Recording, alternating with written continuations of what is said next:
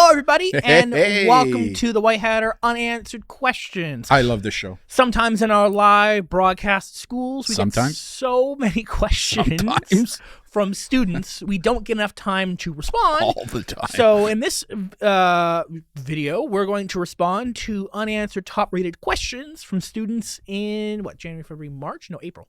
April. Yeah, this is the April one. I think we've done 3 already. This is number 4? Something like that. I just love this show, right? Because, again, we do get inundated, especially now that we've added a new feature to our live virtual presentations where teens can now ask us questions directly from their devices, which is really cool how you were able to integrate that in. We're now being inundated with more questions than we ever saw when we were doing live in-person presentations now, which is kind of cool, but to the point where we just can't answer them all live, and that's why I love this show. So, let's get into the questions. First question is, do you like Fortnite? Millennial, that's for you. Yeah, I play Fortnite. It's fun. I enjoy it. Yeah, I'm a World of War Tanks guy. World of War Tanks, World of Warships. What do you like about Fortnite? They make updates very fast, and it changes. Lots of things you can do in it, and just a lot of fun. Yeah, you and your partner play. Are you a mod? Fortnite? No. No. I'm on Discords. You're already okay. Yeah. Gotcha. Is your mouse movement being tracked, and if so, how? By my cat. Oh, that type of mouse. That's an answer for you. Yeah, mouse movements can be tracked. There are programs out there that do track your movement, basically analyzing the pixels on your screen and looking for the changes of the pixels. So yes, your mouse movement can be tracked, and that's one of the ways how they're being tracked. I'll ask the next one and answer it. I can't swear in school, but is it okay to swear in online chats? Well, my answer to that is probably not, right? Because like it or not, those chats that you're doing online can become even more public than maybe swearing in the privacy of a school.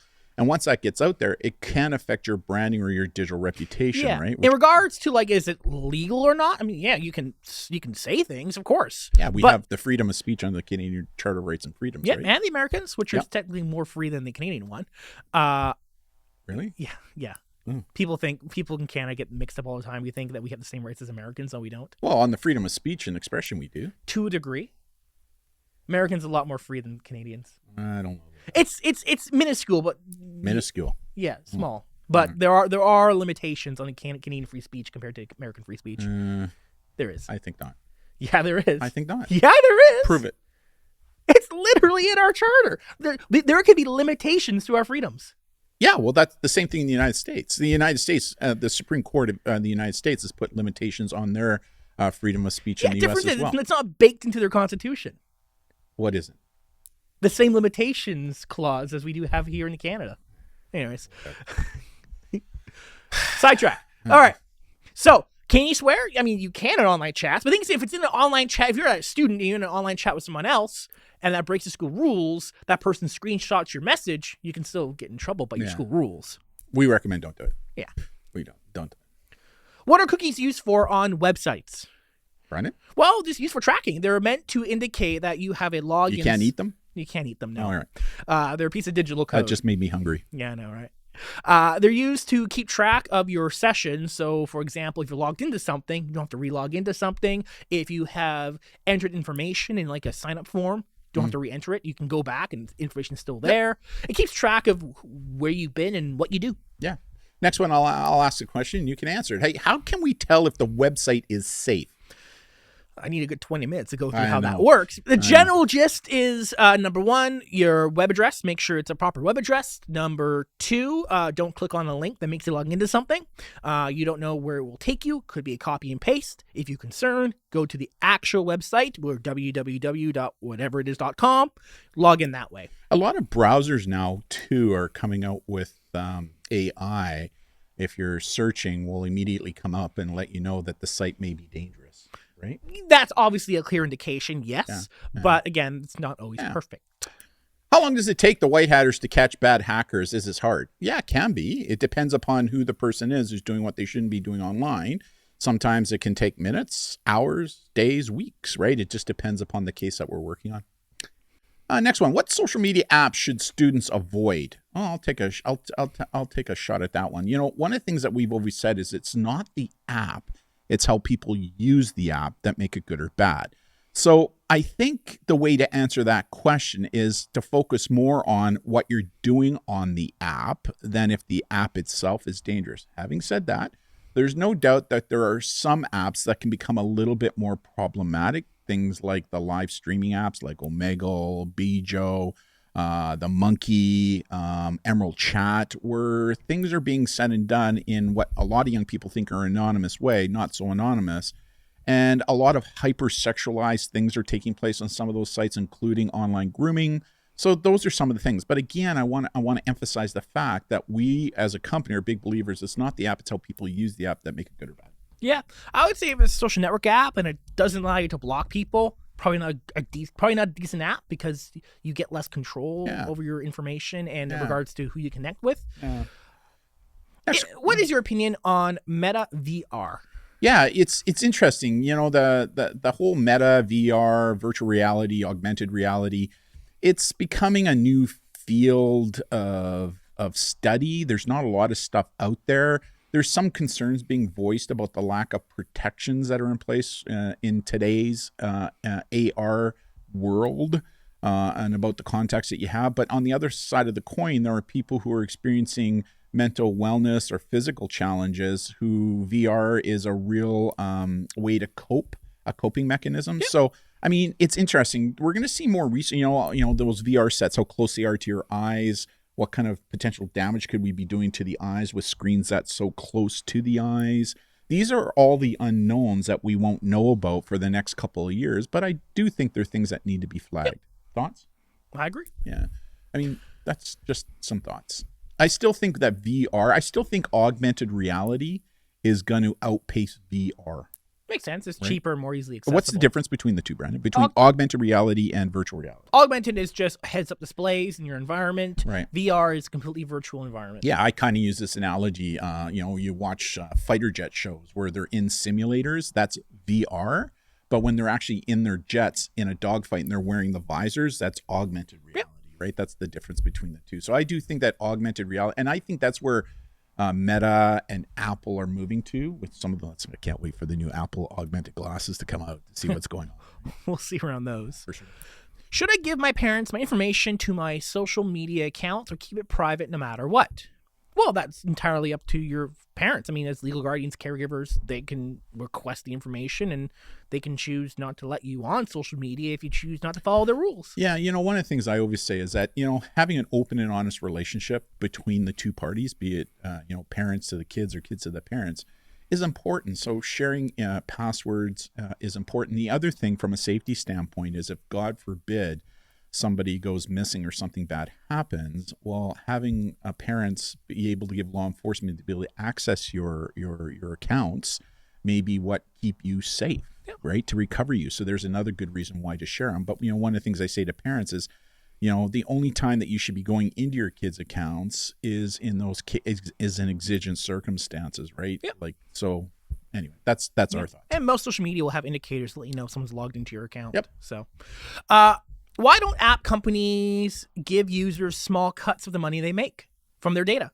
Well, because you'd be cutting into the billions in the rich people's money. Exactly. They don't want to give up any of their nest, right? Yeah. That's the issue. Right? We agree. It's interesting because we see these, these creators on places like Discord and Twitch that, are bringing in business into those companies. But I don't think those companies are giving enough of a cut to those creators. Yeah, that as well. I mean, if a social network sells your data to a company, maybe you should get a couple cents for the data points. Yeah, whatever that is. But they're not going to do that because it's taking money out of their shareholders. No, and that would also require you to then make money, disclose money on taxes. It gets a lot messy when you get into that kind of field. Yeah. Next question, I'll ask it.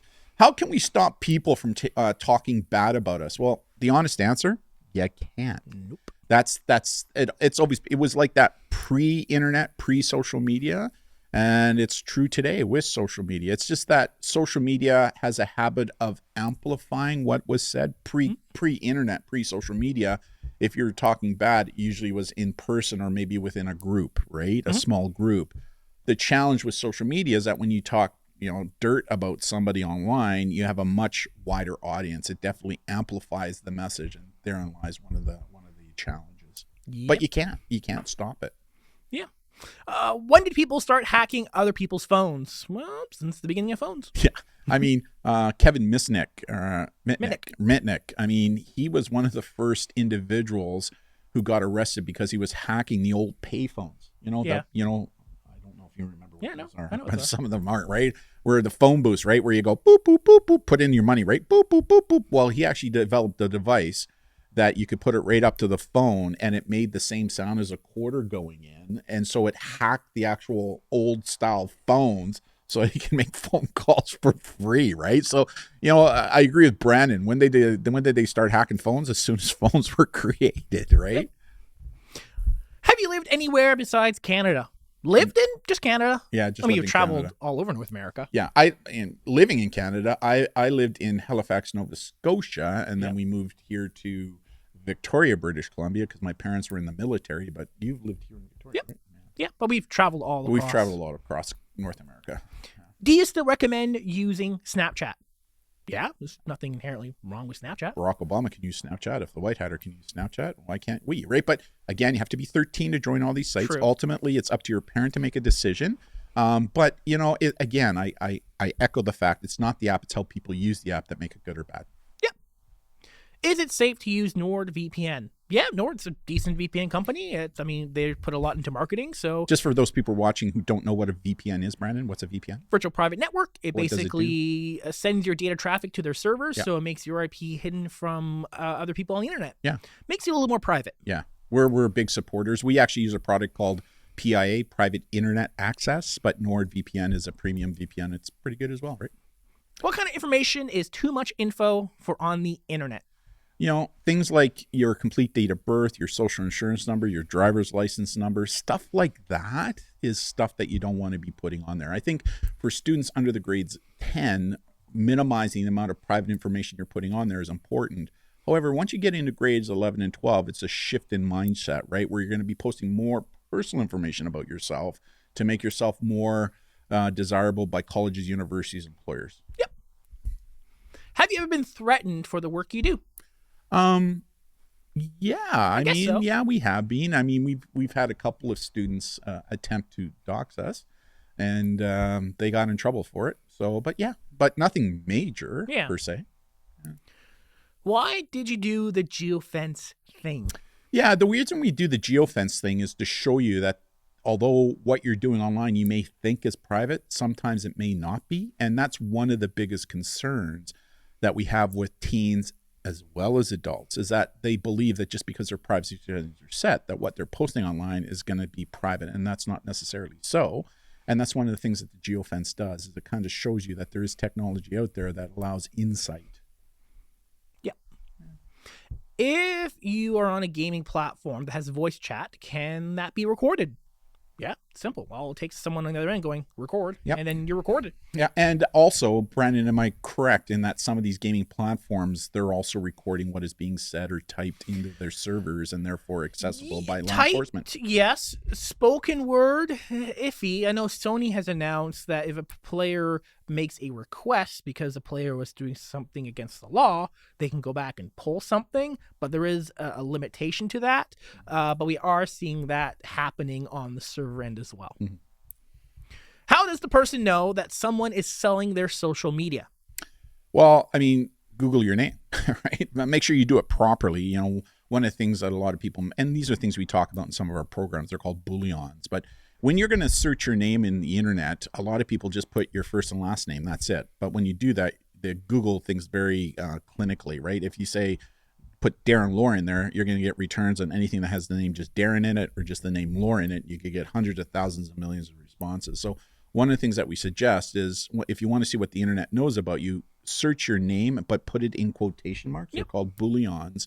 By putting it into your name into quotation marks, what you're basically telling Google to do is send me anything that has my first and last name together. So reduce other things to find out what the internet knows about you is don't just Google your name in quotation marks, but Google your cell phone numbers, your email addresses, any usernames you have. And that's a really good way to get an understanding of what the internet and other people may know about you or find out about you online. Yep. Should you use Wi-Fi from businesses that offer it for free, like Starbucks, or do they gather your private information? Go ahead. Generally, we say if you're doing personal private stuff like banking or personal private messaging, probably not the best idea. If you're going to enable a VPN to protect yourself, do they gather information? They can. So they do typically have a record of who connected, when they connected, the IP address, all that stuff. Doesn't mean they're able to see the messages you're sending. Now, if there is a bad hacker on that network, could they see the messages? Depends. There are ways to do that. There are ways to prevent that. But generally we say if you're using public Wi-Fi for just public web browsing for just, how do I get to this corner store or something, it's probably fine. Watching YouTube video, probably fine. But even better, just put a premium VPN on your phone, and whenever you're using Wi-Fi, just turn it on. Yeah, or just Problem use your solved, data. right? So, or just use data, yeah. Do you find people through TikToks? Answer is yes. Yep. Yes, you can. What do you do if someone has your personal information? Well, it depends what they're doing with it. Someone knowing something about you doesn't mean it's wrong or bad or illegal. If they're making threats to you because they know something about you, they know your address or IP address, well, then that's a different issue. Right. But just knowing things about you, nothing wrong with that. Nothing wrong with that. Because it's open, free information that is online that they're collecting. Yep. Again, Brandon is correct. It's not that they have the information. It's what they're going to do with the information that can make it illegal. Yeah, you may not like someone knows something about you, but you can't stop them from knowing something. Right. How do you delete your search history? Well, you can and can't. So you can do it on your device. You can do it locally through your browser and delete your history. If you're logged into a Google account while searching, you can delete it from your Google account, but still doesn't mean it's deleted from the websites you visit. No, and the other thing too is although you delete the history off your device, there is technology out there. Law enforcement uses it that once they seize your phone, they dump your phone. They'll still be able to see where you went. Yeah, there's still records like saved in certain files in your phone that may not be deleted when you delete the history. So there's ways to, difficult, but you can do something. Doesn't mean you delete it all. Is hacking somebody fairly easy or difficult? Depends. Depends on the hack, right? Some hacks are easy, some hacks are hard. If it's a simple scam where someone just asks for your password and they trick you for it, that's a hack and super simple. Yeah, like my specialty is human hacking, right? Social engineering. In fact, I just ordered another book on it. Oh, I'm looking forward to this one. Stuff. So again, it just depends. Are the police still able to find me if I get lost, even if I turn off my geolocation tag? It depends, right? There are a variety of different ways that although you turn off the geotag, if you're using a cell phone and using data, they can still ping the cell phone off of towers to kind of triangulate into where you're located. If I'm texting my friend outside of school, can I get in trouble if it's inappropriate? Yeah, it would depend what the inappropriate thing is. I mean, it does depend. If it's a friend who goes to your school, well, then your school policy could apply. Yep. If it's a friend who doesn't go to your school, who is not under the purview of your school, harder to say, unlikely, unless what you're saying is against another student and it becomes public. A lot of times these questions, if there is no yes and no answer, it usually comes down to it depends. Context is everything, right? So, next one, is the government listening? Well, when aren't they listening? I mean, we got tinfoil hats here at the White House. They are to the degree of what they can listen to and how they can listen to it can vary. But, I mean, that's why the Snowden files, when they came out a couple of years ago, really kind of shed a light on this fact that although the government said they weren't, they were. It might not be your government. Could be another government. I mean, another really good example is in the United States, they have the Patriot Act. So anything that's being shared on social media can be looked at by government who have three-letter names: FBI, CIA, DEA, NSA, like a whole number of them. There? I mean, we also have the Five Eyes. We have the Five Eyes, right? Which is Canada, the United States, New Zealand, Great Britain, and Australia, who run kind of spy things online and doing stuff like that. So the answer is probably. Yeah, probably. How often do you do live streams? Ooh, more often than not. Some days we do 3 a day. Yeah, I think last week we did 13 in 1 week. I think our record was like 18. Like it was unbelievable. That was a week. Yeah, that was in 1 week, right? Like holy moly! All my friends know my password. What should I do? Change your password. Next question. And make sure, just on that point, make sure that the password is at least 6, if not 8 digits in length. Make sure it contains an uppercase letter, lowercase letter, a number, and a symbol. And don't share your passwords, right? Like, don't do it. Because your friend today can be your frenemy tomorrow. So just don't do it. Do you talk to actual adults about this type of stuff? Because you guys talk a lot about how adults need to be doing better. Do you talk about adults to help educate them instead of telling our generation of what adults should do better? The answer is yes, we do. Yeah, we do. We do. Sometimes it's more of a challenge with adults, to be quite honest. Sometimes they don't want to listen, or they just don't want to learn about technology because it's too hard. Or that's what they believe, it's too hard. But yeah, we are. And you know what? It's kind of a pleasure to us. It kind of makes us feel good that when we do our parents' presentations, how many parents at the end of the presentation will say back to us in our feedback, you know, you were able to take my stress level over technology and drop it down from condition red down to condition yellow. You made me feel a lot more calmer, a lot more accepting of what my kids are doing online. So yes, indeed we do, because knowledge and the understanding and application of that knowledge is power. And so that not only does it mean educating youth, but also educating adults, caregivers, law enforcement, educators. Yeah. So yeah, we do. Is Opera GX safe? Yeah, it's a decent browser. Nothing inherently wrong with it. Is stalking a crime? Yep, it can be. Again, context is everything. Yeah, I mean, online. if someone likes all your photos on Instagram, I mean, is that stalking? No. So, I mean, there are parameters for what counts as that. Yeah, and in Canada, we don't call it stalking. It's called criminal harassment. So there's some essential elements that need to be there. But yeah, it can be. Does Discord also steal your information? Well, I mean, it doesn't steal it per it doesn't se. Steal it. It does collect information and use information in order to provide its services to you. And I think what we should be saying to everybody who's watching right now is any platform you're using that is free, they got to make their money somehow. So how are they doing that? Well, they're collecting personal identifiable information through your metadata to make money, right? So the answer is yes. Any platform that you're using that is free, they got to make their money somehow. Yeah. And even if they have a privacy policy, if it's a free platform, they're still collecting it and selling it, right? Should there be an age requirement for social media? Well, yes. There is. Yeah. There is. It's 13. 13. Yeah. Having said that, there are some apps that, although they say they're 13, we recommend that they really shouldn't be used by people who are younger than 16, right? So, but there is. Most of them are 13. Do internet service providers use your search history? And if they do, what for? Well, they do. It does depend on where you live. I mean, here in Canada, service providers have more limitations compared to American service providers. Have we seen reports from some ISPs in the U.S. Internet service providers. That's what internet service providers, where they have collected user data and they've sold it. Yes. There are limitations here in Canada for that. In the U.S., it does depend on your provider and your local laws. Yeah, for sure. I think the internet service providers here in Canada will use it more for the purposes of advertising, right? To send advertising and stuff. That's what I think they're doing. Now, there's more rules and regulations in place in Canada compared to the U.S. Yeah. But that's, I think, what they're probably doing. Does your digital footprint include what you post and you see, like what hashtags you click on or what your feed is? The question is... Oh, yeah. Definitely. Sure. Definitely. Although the hashtags you click on may not be publicly searchable by, say, investigators or other people who are looking at you online, what you click and what you post and what you look at is being recorded on the server end, and that information is a lot more revealing than just... That's why we say, especially to high school students in our leveraging program, who you click, who you follow, who you repost, who you retweet matters. Mm-hmm. It really does. Is it illegal to hack your school Wi-Fi? Yes. Yeah. It is illegal. Hacking a network you don't have access to do, then yeah.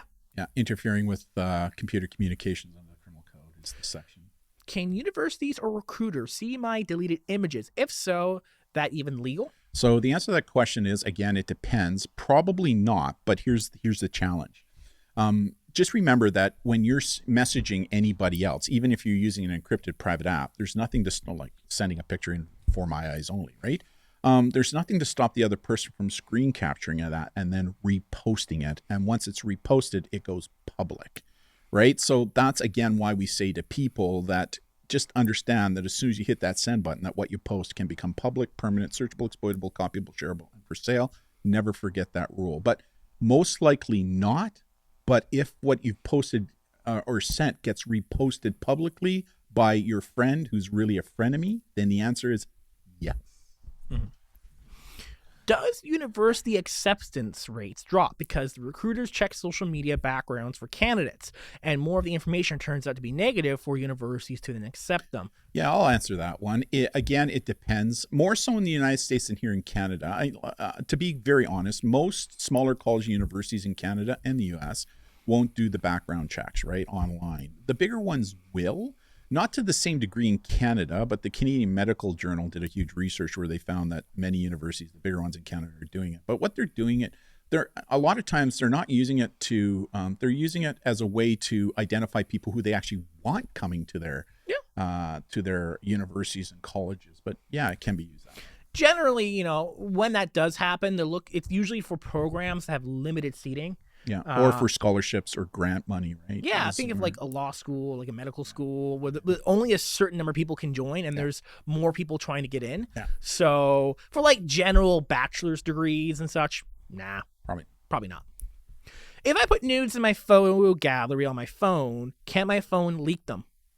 Yeah, unintentionally. If you, say, have an online backup service that backs up your phones, be it iCloud or Amazon Photos or any online backup service that backs up your phone, if you have something on the phone, when no one to see, gets backed up to a server, maybe you have a poor password or there's a server that there's a data breach, then it could be leaked. Or if you lend your phone to a friend and you haven't got those pictures properly protected, there's nothing to stop that friend from leaking from your phone publicly, which has happened a number of times with students that we've helped. Right? Yeah, people, can I borrow your phone and search something? Yeah, here, and then people just go to your photos and take a little peruse.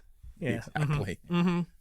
Do things you do in grade Let me read that. Do things you do in grades under grade 11 matter in the future? Probably not. Depends what it is. It depends upon what it is, right? If someone's doing something really bad and that gets brought to light when you're maybe in a professional position, you might be in politics. And the reality is a lot of HR people for college, universities, employers now are millennials. They're people like your age who were brought up in the digital world, right? The on-life world, as we like to call it. So you're more likely to give a little bit more leeway to things that you're seeing online compared to my generation who wasn't, who may still be in HR. But that question, probably not. But depending upon what it is you were doing. It depends on what you're doing. It depends on the job and career you're looking to get into. Exactly. Right? If you're in a position of power or influence, then you will be held at a higher standard. But I actually think that technology is probably going to make undercover operations much, much harder because there's so many people who are posting selfies of themselves online, and there's so much technology out there now uses facial recognition. Mm-hmm. Whereas if you're doing undercover operations, say for a police department, a federal agency, or even government, i.e., CSIS, CIA, facial recognition is going to make it very difficult to say, hey, my name is Cindy Smith, when in fact your name is, no, it's Darren Lohr, right? It's interesting, right? But probably not. How do people see your incognito search history? So the incognito search history, it prevents the history from appearing on your device. However, your internet service provider, Shaw, TELUS, whoever it is, they're collecting that information, and that information is now viewable or accessible, say, by law enforcement by way of warrant. Or the websites you visit. Correct. Yeah, they can still see the information. Yeah. It's just your phone doesn't locally keep the data. Right. However, if you're using incognito mode and you're using a school Wi-Fi, as soon as you click the school Wi-Fi will collect what site you're going to from your MAC address on your device. Yeah. May not be able to see what you're doing. No. But we'll see the sites you hit. Pornhub. Yeah. Those kind of things. What would you consider as the best password manager for low pricing? Asking for help. Well, I mean, for free, there's Apple Keychain. Google has a password manager for a cheap, really effective, paid-for secure service. LastPass is really good. We use LastPass. It has a lot of really cool features beyond what Keychain and Google does. LastPass also offers a two-factor authentication, right? Multi-factor authentication, which is kind of cool. Can people track your social media if you never added your location, face, or name, just without personal information in general? The answer is yes. Yep. Yeah, we do that as online investigators. Yeah, your device leaks things about you, even if you've put nothing on the internet. How do I stop my parents from seeing my Snapchat? No comment. I mean, you if they want to see it, they have the legal authority to see it, right? I mean, they can choose for you not to use it. So, I mean, how do I you... guess the other question is what are you saying on Snapchat that you don't want your parents to see? Yeah, I mean... And so therefore you should be questioning, should I be posting it, right? Yeah. Like, I mean, different accounts maybe, or not telling me you use it. But even then, that creates more issues. So yeah, for sure. I think, I get down to the fact that the good research shows us that families who, and especially parents who engage their kids in parental communication, parental participation, and parental overwatch where appropriate and reasonable, those types of kids and families usually don't get themselves into problems, right? Yep. So, how does TikTok make money? TikTok on Ads. clock. They sell ads, and they sell ad placements, and they sell your data. Now, and the selling the data, a lot of people don't know that last year, I think TikTok was fined they paid a out-of-court law settlement for $92 million. Because they were collecting private information about things you were doing on TikTok and selling to people who want to sell you stuff, right? Yeah, beyond what they were allowed to under the law. Exactly. Yeah. How long did it take up to set up the background? This background? The background behind us, yeah. The studio took about a good 2-3 years to set up. Yeah, over that length of time, right? Over that length of time. I mean, we did this in like a day. Yeah. But it's the back of Brandon is constantly changing the background, right? Like, which is kind of cool, right? Like this side is all the boxes of all the equipment we have and books, and then these are all the trinkets of stuff that we've done, and every one of those trinkets has a story to it. I guess is a really good example. Usually a story or a school we've been to. I mean, a good example is that computer right there, that old PC right there. I think that's the first computer you ever kind of took apart, right? That's the first one I took apart that still exists. Yeah. We're not going to tell you where the other one is. Yeah. Can my parents delete my search history? Yeah, they could. I mean, they can go into your phone and delete it. Yeah, they could. Don't know why they would, but I mean, they could. How do game developers kick you off of servers if you are cheating? Well, I mean, they have AI that detects it. If they identify your gaming account or your IP address, they can ban you that way. That's usually how they do it.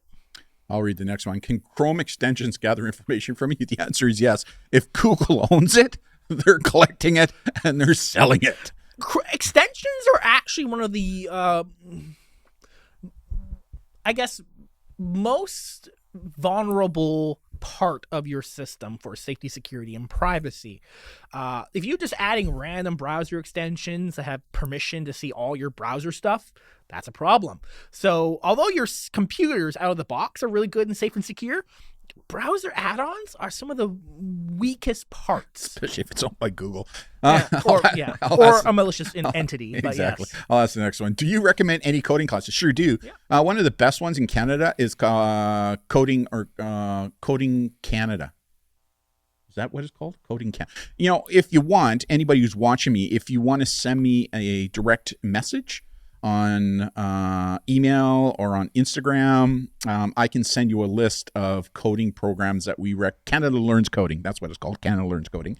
I can send you a list of coding programs in Canada that we recommend. Just a cautionary note, there is a company in India that's calling themselves the White Hat Junior Coding. That's not us. It's not us.